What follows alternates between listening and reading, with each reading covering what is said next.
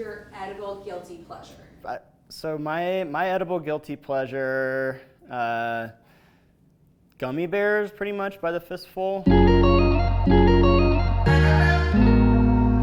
Matt Brown from La Bodega by Curate in Asheville, North Carolina, and this is our Veduras. Bringing Spanish flavors to Western North Carolina, for me, at the Bodega was like, you know, some of my favorite foods are lighter. I think balance is really important in a meal. If you're gonna start with jamon iberico and salt-cured anchovies and those like umami bombs, you sort of want something to round out that experience. So that's kind of why we developed this Veduras dish. So we have some preserved white asparagus. We use it in a variety of different ways. In this case, we're kind of blending it into a sauce that gets thickened with Marcona almonds and a little bit of olive oil. This sauce is gonna function almost the way, you know, a cream sauce would, or even like a hollandaise or something like that. So it's gonna be a mix of white asparagus, some peeled Marcona almonds, and then we're just gonna blend it with some Molina olive oil. So I'm just gonna add that into your blender and slowly bring that up to high, and then just drizzle olive oil in to emulsify. Similar process to making a mayonnaise or a vinaigrette. This is your base, and then incorporating this a little bit at a time to prevent the sauce from breaking. Yeah, so you're really just looking for the base to become really smooth, and then as you're adding the olive oil, you're kind of looking for it to like come together.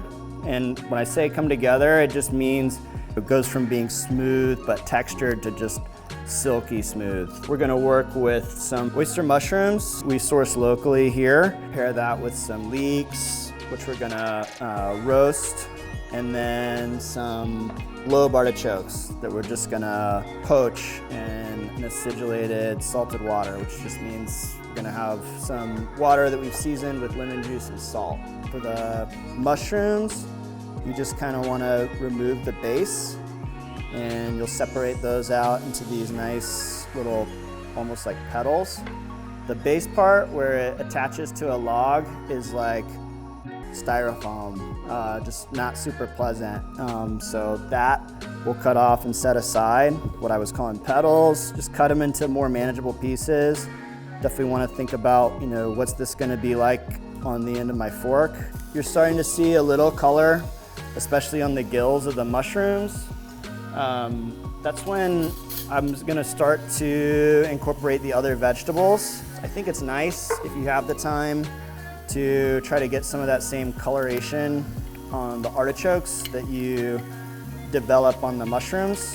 Leeks and artichokes are definitely two of the more prominent vegetables in Spanish cooking. I think it's nice to just transfer everything to a tray or a plate and then go from there onto the plate. The more like differences in height and stuff like that when you're plating, the more compelling the final picture can be. You want to accentuate sort of the uniqueness of the sauce when you plate. At least that's how I'm thinking about it when I'm plating it at the restaurant. This sauce is providing some of the creaminess and almost like mouth coating textures. Meanwhile, this is a vegan sauce. The richness is coming from those Marcona almonds. White asparagus is sort of bringing this ineffable vegetable quality. Or mojo verde, which is just cilantro that's been blended with olive oil, garlic, and salt.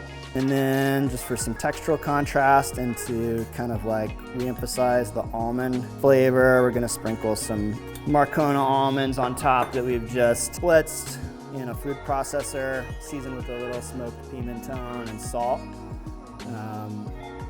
It goes on top, and then finally, just to make it pop a little bit, we'll hit it with a little lemon juice.